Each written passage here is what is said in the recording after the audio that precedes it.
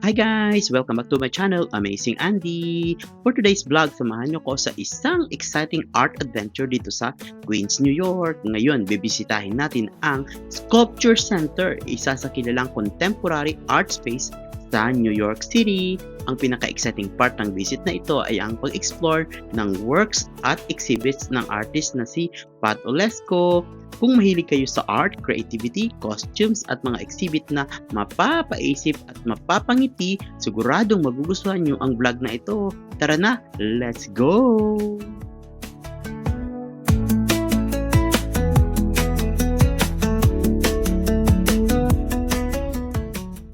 Pagdating ko dito sa Sculpture Center, agad kong napansin ang industrial look ng building.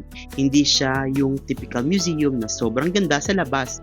Simple lang ang exterior, pero alam mong may interesting na mga artworks na naghihintay sa loob. Isa ito sa mga bagay na gusto ko sa mga contemporary art spaces.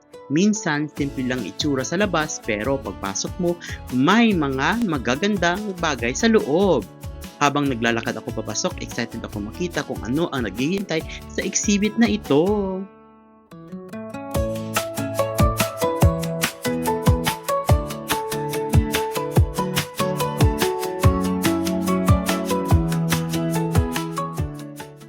Pagpasok ko sa gallery space, agad kong naramdaman ang kakaibang energy ng exhibit na ito.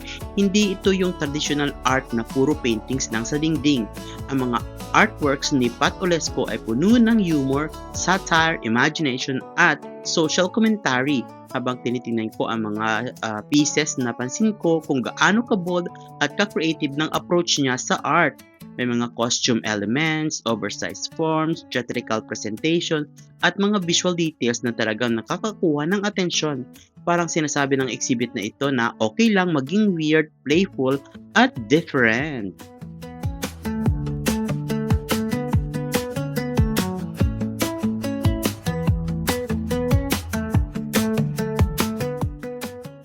Who is Pat Olesco? Habang iniikot ko ang exhibit, na curious ako kung sino nga ba talaga si Pat Olesco. Isa siyang artist na kilala sa performance art at paggawa ng mga extraordinary costume at visual installations. Hindi lang basta aesthetic ang ginagawa niyang art. Kadalasan ginagamit niya ang humor at comedy para pag-usapan ang mas seryosong topics tulad ng politics, culture, society, environment at human behavior. At iyon ang isa sa mga dahilan kung bakit unique ang kaniyang work. Pinapatawa ka niya muna tapos bigla kang mapapaisip. Wow, bongga!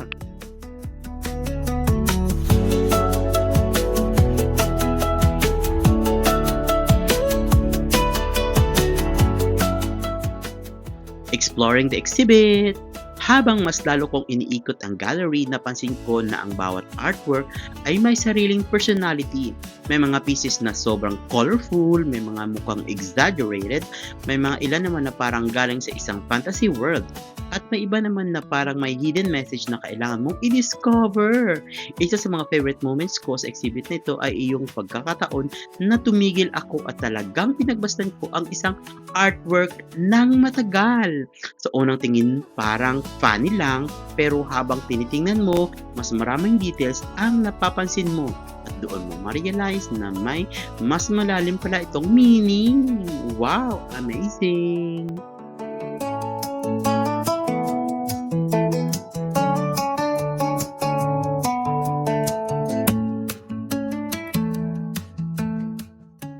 My reflections about the art. Isa sa mga bagay na gusto ko kapag pumupunta ng mga museum at galleries ay hindi lang siya sa magandang artworks. Mas gusto ko yung experience na pagtingin sa artwork at pagkaroon ng sariling interpretation. Iba-iba kasi tayo ng perspective. Maaring iba ang nakita ko kumpara sa nakita ng mga ibang visitors. Sa tingin ko, iyon ang beauty ng art. Walang isang tamang sagot. Parang exam na walang grading. Just you and the artwork and your thoughts. Wow!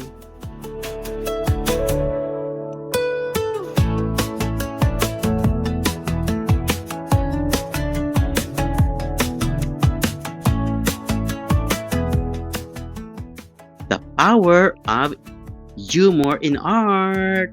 Habang pinagmamasdan ko ang mga works ni Pat Olesco, napaisip ako kung gaano kalakas ang humor bilang artistic tools.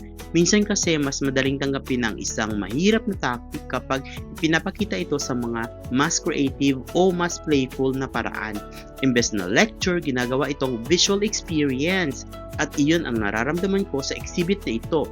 Hindi siya nakakapagod panoorin, hindi rin siya intimidating. Parang iniimbitahan ka niya na makisali at mag-isip. Wow!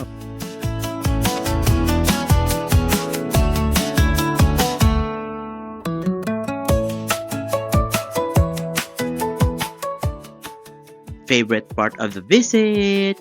Kung tatanungin niyo ako kung ano ang pinaka-favorite kong part sa visit na ito, masasabi ko na hindi lang isang artwork. Mas gusto ko yung overall experience, yung feeling na nag-e-explore ka, yung feeling na may bago kang matutunan, at yung pagkakataon na makita kung gaano ka-diverse ang contemporary scene dito sa New York.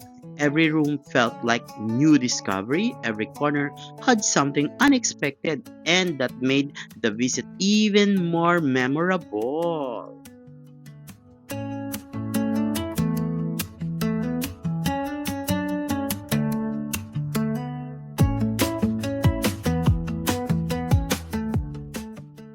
Why you should visit this? Kung nasa New York kayo, especially dito sa Queens area, ay highly recommend na bisitahin nyo ang Sculpture Center.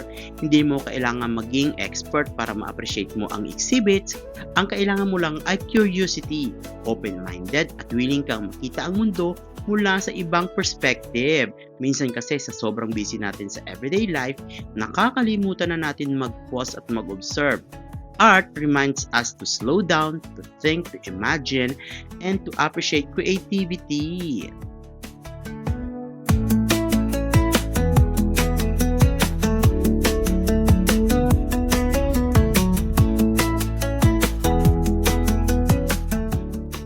Personal takeaway. After spending time here today, isa sa pinakamalaking takeaway ko ay ang importance ng creativity. Pat Olesco's works reminds us na hindi kailangan seryoso palagi para maging meaningful. Minsan ang pinakamalalim na message ay nanggaling sa humor. Minsan ang pinakamalaking conversation ay nagmula sa isang bagay na mukhang simple at nakakatawa, at iyon ang dahilan kung bakit sobrang memorable na ang visit na ito para sa akin.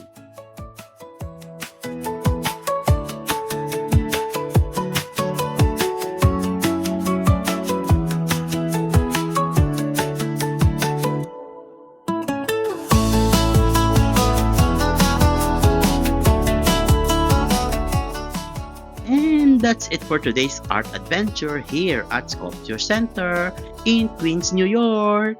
I hope na na-enjoy ninyo ang pag-explore sa fascinating world of Pat Olesco. If you enjoyed this vlog, don't forget to like, comment, and subscribe. Let me know also sa comment section kung ano ang favorite museum ninyo or at exhibit na gusto nyong makita in our next vlog. Maraming salamat sa inyong panonood. Stay curious, keep exploring, and I'll see you in my next New York adventure. Goodbye, and stay amazing!